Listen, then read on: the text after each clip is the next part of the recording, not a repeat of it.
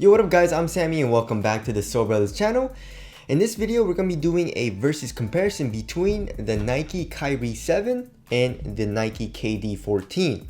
So both of these shoes are very good performers. The Kyrie 7 is going for 130 bucks and the KD 14 is going for 150 bucks. So a $20 price difference. If you guys want to cop either of these shoes, I'll leave a link in the description box. The Kyrie 7 has some dope colorways. I feel like the Kyrie 7 has like the best colorways out of like all the Kyries since the Kyrie 4. The Kyrie 4 had some really dope colorways. Remember the decades, like the 70s, 80s, and 90s?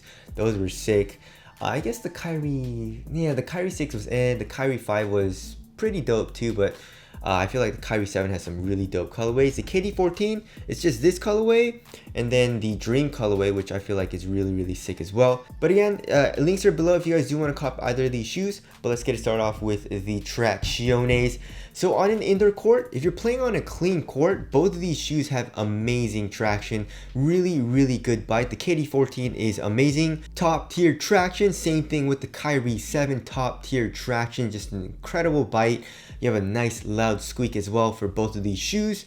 As far as on dust goes, the KD 14 really doesn't pick up that much dust. I had no issues with it. Maybe I had to wipe, you know, every like 5, 6, 7 plays. It just like never really picks up dust. The Kyrie 7 also never really picks up dust, but one thing is that the Kyrie 7 has terrible durability. I did play outdoors with the Kyrie 7, and just like in the highway areas, even though there is more like rubber and more outsole, you would think it would be a little bit more durable, but you know, here where the ball of my foot is, like all of the rubber came off. So the durability is terrible in the Kyrie 7. The KD 14 is actually not that bad. I played a couple of games in the KD 14 on the outdoor court.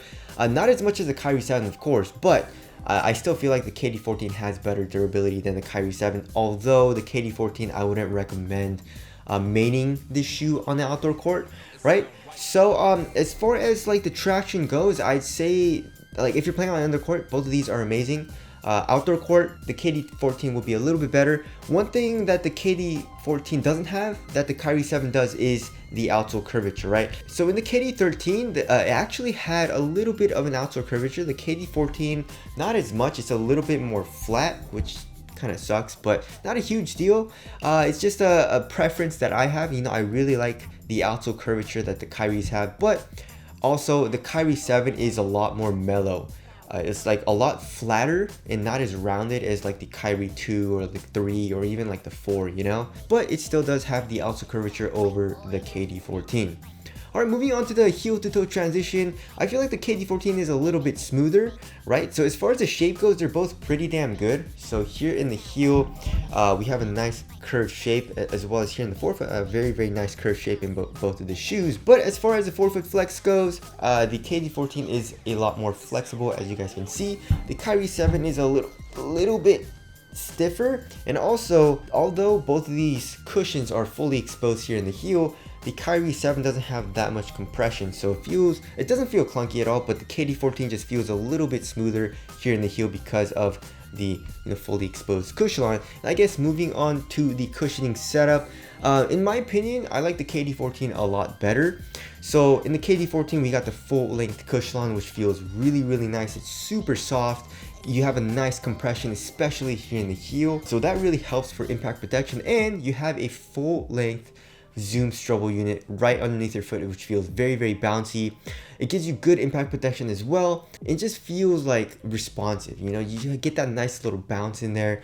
Here in the Kyrie 7, in the heel, I mean, it's just Vylons, it's pretty stiff, it doesn't feel too nice. Here in the forefoot, we have a Zoom Turbo unit though, and it feels pretty damn nice. It feels bouncy, you gotta break it in a little bit. As far as like the court feel goes, they're both pretty damn good. Impact protection, the KD 14 is better.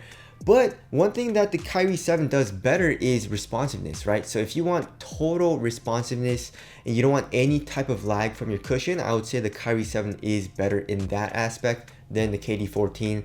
Like in my experience, when I was playing in the KD 14, I still felt fast and very responsive, so I had no issues. But I do have some friends where they played in the KD 14, they didn't like how soft the cushion was, especially coupling that with the Zoom Strobel unit. So I mean, like I said, I didn't have any issues with it, but you know, if you want total responsiveness from your cushion, then the Kyrie 7 is better. But pretty much in every other aspect, the KD14 is better than the Kyrie 7 for cushioning setup. All right, moving on to the materials. So as far as the materials go, for the quality, I would say the KD14 is just a little bit better. The Kyrie 7 feels a little bit more flimsy and a little bit cheaper, right? The KD14, on the other hand, I mean, it's still pretty cheap, especially for a $150 shoe, but it's really, really thin. It conforms to your foot very, very well.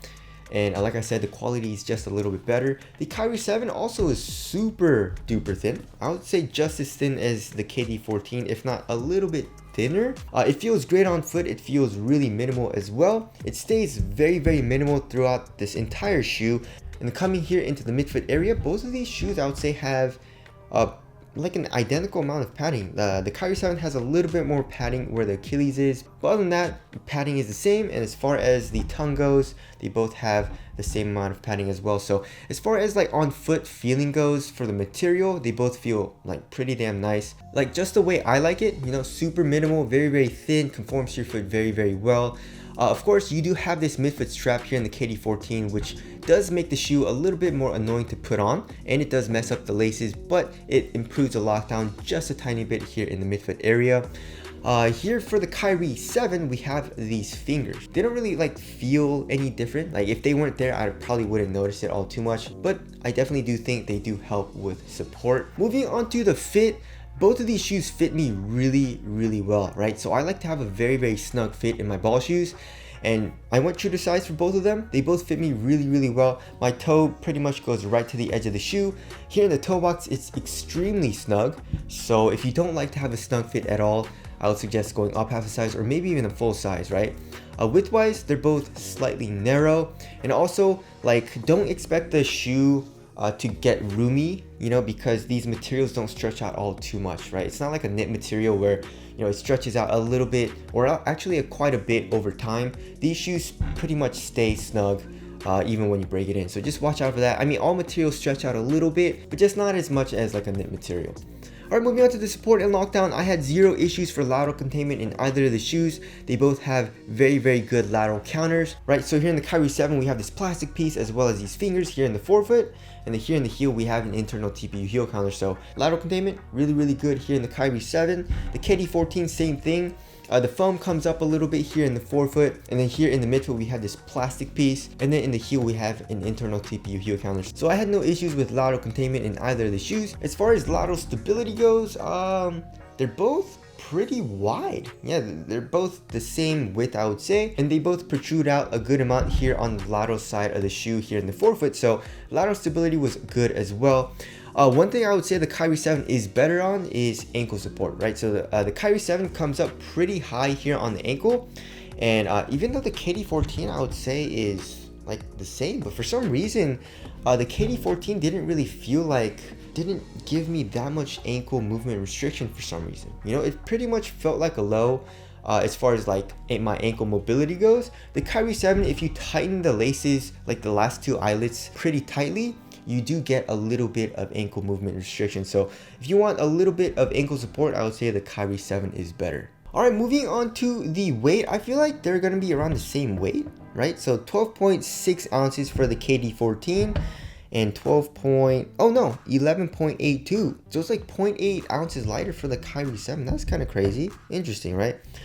So I mean, that's not a whole lot of weight. That definitely did surprise me. I wonder where the weight is coming from.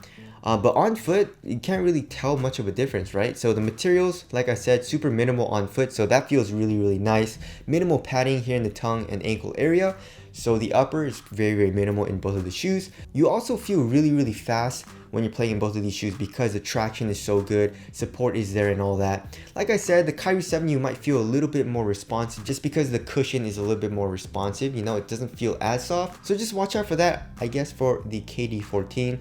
But for the most part, you feel really quick and very responsive when you're playing both of the shoes. As far as the ventilation goes, they're both pretty damn nice. As far as airflow goes, there's really no airflow through the material. Maybe the KD14 just a tiny bit. Same thing with the Kyrie 7. But the material is super thin, so it doesn't really like retain heat that much. So as far as the ventilation goes, I'd say they're both around the same. Aesthetically, the Kyrie 7 is a lot better. I don't know what it is, but I just don't like the way the KD14 looks all too much. I'm still waiting on better colorways. I mean, the Dream colorway is still super sick, but I guess the overall silhouette, I do like the Kyrie 7 better. So tell us what you guys think looks better down in the comment section below. So wrapping things up, they're both really nice. They feel very similar on foot, just besides the cushioning setup, right? So I feel like that's like the main differentiating factor. Also, it's a $20 price difference. You're gonna be paying $20 more basically just for the cushioning setup, and you get that full length zoom strobo unit as well as the full length cushion.